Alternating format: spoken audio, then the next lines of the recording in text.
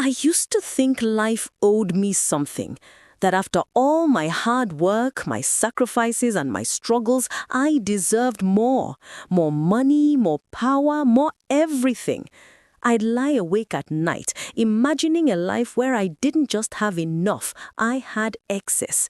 A life where no one could look down on me, where my name carried weight in every room. But now, as I sit in this cold jail cell awaiting my sentencing, the irony hits me like a slap in the face. I had it all, everything a person could dream of, and I lost it to my own greed. The metal bars around me feel like a cruel reminder of how far I've fallen, and the silence in here is deafening. Let me take you back to where it all began.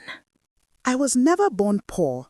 My father was a titan, a man who clawed his way up from nothing to build a business empire that stretched across Nigeria.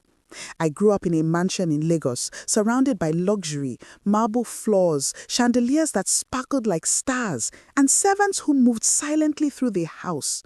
We had cars that gleamed in the driveway, vacations to Europe every summer, and a name that opened doors. But that all changed when Chief Olalekan, my father's so-called partner, turned on him. I was 16 when it happened. One day we were untouchable. The next, we were scrambling to hold on to scraps. Chief Olalekan had manipulated contracts, forged documents, and siphoned off millions, leaving my father's empire in ruins. I'll never forget the look on my father's face. His eyes hollow, his hands trembling as he signed over what little was left. He died a year later, a broken man. They called it a heart attack, but I knew it was heartbreak. I stood by his grave, the rain soaking through my black dress, and swore I'd rebuild it all. Not just that, I'd make Chief Olalekan pay. And I did. Well, almost. By my mid-30s, I'd clawed my way to the top. I owned a string of companies, real estate, manufacturing, even a little tech startup that took off faster than I expected. My name was back on billboards, my face in magazines. I had a penthouse in Banana Island with a view of the ocean that stretched forever, a wardrobe full of designer clothes, and a private jet I used more for show than necessity. People whispered my name in boardrooms, and I loved it. I had wealth, influence, power, everything my father had lost and more. But no matter how much I had, it never felt like enough. There was this gnawing hunger inside me, a voice that whispered, "You could have more, you deserve more." And then there was Tolu, my best friend, who made that hunger burn even hotter. Tolu and I were like two sides of a coin. We'd been friends since we were kids, running around the dusty streets of our old neighborhood before my father's money moved us up in the world.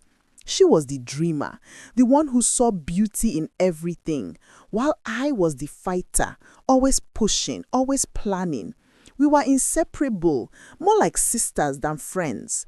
I'd show up at her house with a bag of suya, and we'd sit on her porch for hours, laughing about boys or plotting our futures. She was the only one who really knew me, who saw past the tough exterior I put up for the world. But Tolu never had to struggle like I did. While I was working 18-hour days, sleeping in my office some nights, she was jetting off to Paris or New York, posting pictures of her sipping cocktails by the beach. Her family had old money, the kind that didn't require her to lift a finger. And when she finally decided to settle down, she didn't just pick any man. She married Tade Olalekan, the son of the man who destroyed my father. The worst part, I introduced them. It happened at a business conference in Dubai. I was there to network, to lock down a deal that would push my company into the Middle East market. Tade was there too, representing his father's empire. He was charming in that effortless way rich kids often are, tall, polished, with a smile that could disarm anyone.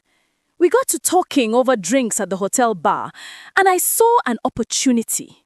Not a romantic one, I didn't care about that, but a strategic one. I needed an insider in the Olalekan empire, someone who could give me an edge.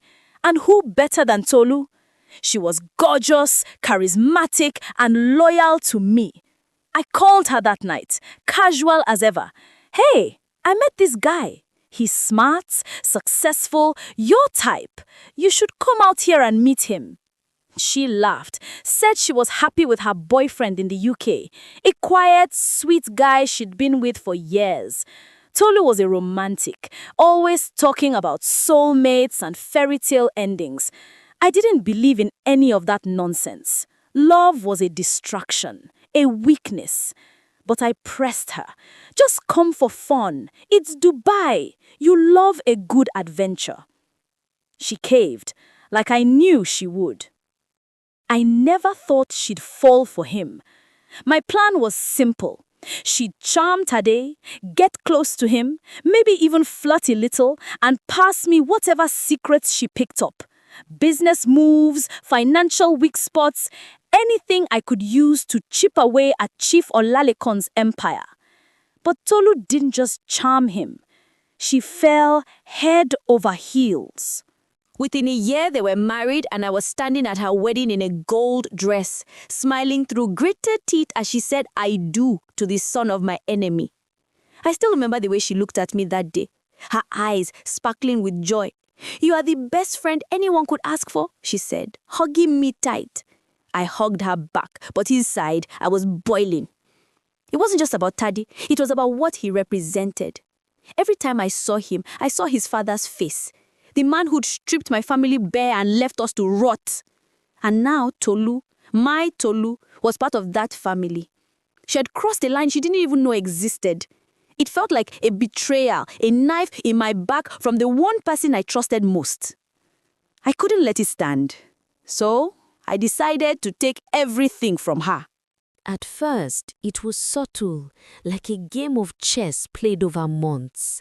I started getting close to Tade again, showing up at their house with bottles of wine and fake smiles, just checking in, I'd say, settling onto their plush sofa while Tolu buzzed around, playing the perfect hostess. I'd ask Tade about his work, pretending to care, all while filing away every detail he let slip. I'd turn to Tolu with little comments. "You're so lucky to have all this free time," or "must be nice not to worry about the grind anymore."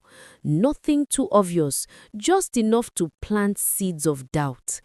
I wanted her to feel small, to question her worth. I'd watch her smile falter just for a second, and it fueled me. Slowly, I could see the cracks forming, arguments behind closed doors, Tade coming home later and later. It wasn't enough though. I wanted her to hurt like I'd hurt. Then I took it further. I found an ally inside Tade's company, a finance manager named Bayo. He was young, ambitious, and drowning in debt from a gambling habit he couldn't kick. I met him at a bar one night, bought him a drink, and made him an offer. "Help me move some money around," I said, sliding an envelope of cash across the table. "You'll get a cut, and no one will know." He hesitated, but the desperation in his eyes told me he'd say yes. It started small, misplaced invoices, fake vendor payments, a few $1,000 here and there. I set up shell companies, dummy accounts that looked legit on paper. Bayo was good at covering tracks, and I was good at pushing the limits. Soon, it was millions flowing out of Tade's business and into my hands. I'd sit in my office late at night, staring at the numbers on my screen, feeling a rush like nothing else. It was power, pure and simple. But even that wasn't enough. I needed to destroy Tolu completely. So I set her up. Tolu had planned a vacation to Dubai, her favorite escape. She'd been talking about it for weeks, showing me pictures of the hotel, the spa, the designer shops she'd hit. "Just a quick getaway," she said, her voice bubbly. "Tade's been so stressed. He needs this too." I nodded, smiling, while my mind raced. The night before her flight, I showed up at her house with a farewell gift. It was a small package wrapped in sleek black paper with a gold ribbon. "It's just some custom-made jewelry," I told her, handing it over. "A friend asked me to send it through you. It's easier than shipping." She beamed, turning it over in her hands. "You're too sweet," she said, pulling me into a hug. I hugged her back, my heart pounding. She didn't suspect a thing. I smiled. The call came 2 days later. I was in a meeting when my phone buzzed, Tolu's name flashing on the screen. I stepped outside, answered, and heard her voice, shaky, panicked. "They arrested me at the airport," she whispered. "They found drugs in the package. I don't understand. What's happening?" I feigned shock, my voice trembling just enough. "Drugs? Tolu? How? Oh my God, are you okay?" She was sobbing now, incoherent, saying something about customs and jail. I hung up, leaned against the wall, and let out a breath I didn't know I'd been holding. It had worked. The jewelry box had a false bottom, packed with just enough cocaine to get her locked up in Dubai, where drug laws are merciless. She was facing years in prison, maybe decades. I smiled. Tade would be ruined. His wife a criminal, his family name dragged through the mud. The media swarmed, headlines screaming about the Nigerian heiress caught smuggling. I watched it all unfold from my penthouse, a glass of champagne in hand, waiting to feel triumphant. But I didn't. The victory was hollow, like biting into fruit that's rotten inside. I kept seeing Tolu's face, her trust, her laugh, the way she'd always believed in me. And then, just when I thought I'd gotten away with it, the walls came crashing down. Mama Remy was their housekeeper. She'd been with Tolu and Tade for years, this quiet, unassuming woman who shuffled around in faded wrappers, dusting shelves and cooking jollof rice that filled the house with its rich smell. I had never paid her much attention. She was just there, blending into the background, her soft "good evening ma," the only sign she noticed me. But Mama Remy had been watching, listening. She'd seen me come and go, heard me on calls when I thought no one was around. I'd gotten careless, pacing their living room while I barked orders to Bayo or laughed about Tolu's vacation. What I didn't know was that their house had a top-notch security system, cameras, mics, the works. Tade had installed it after a break-in years back, and Mama Remy had access to it all. She'd recorded everything, every word, every smirk, every damning piece of evidence. When Tolu was arrested, Mama Remy didn't hesitate. She took her recordings straight to Tade. I can only imagine his face as he listened, the rage building as my voice filled the room, laying out my whole twisted plan. 2 weeks later, the police were at my door. They had Bayo too. He'd cracked under pressure and spilled everything. Fraud, drug trafficking setup, multiple counts of corporate thefts. They dragged me out of my penthouse in handcuffs, past neighbors who stared in shock, past the life I'd built, brick by brick. Now, I sit here in this jail cell, the concrete walls closing in, the air thick with the smell of sweat and despair. My trial's coming up, and my lawyer says it doesn't look good. Decades, maybe life. I think about everything I had, the money, the power, the empire I had rebuilt from my father's ashes. I think about Tolu, locked up in Dubai, probably cursing my name. I think about Mama Remy, that quiet woman who brought me down without ever raising her voice. And I wonder, where did it go wrong? Was it the day I swore revenge? The day I let greed take root? Or maybe it was always there, waiting to consume me.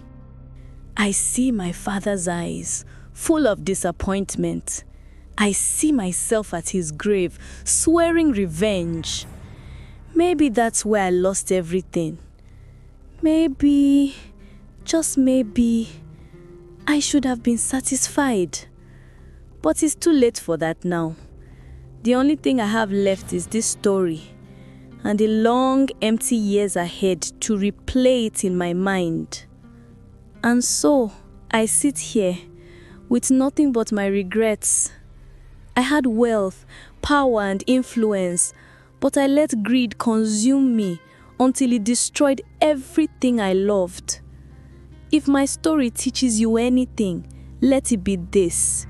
Be content with what you have before your hunger for more takes it all away. Greed may promise you the world, but it only leaves you in chains. Thank you for staying with me through this story. If you found it powerful, stay with this channel for more tales like this one.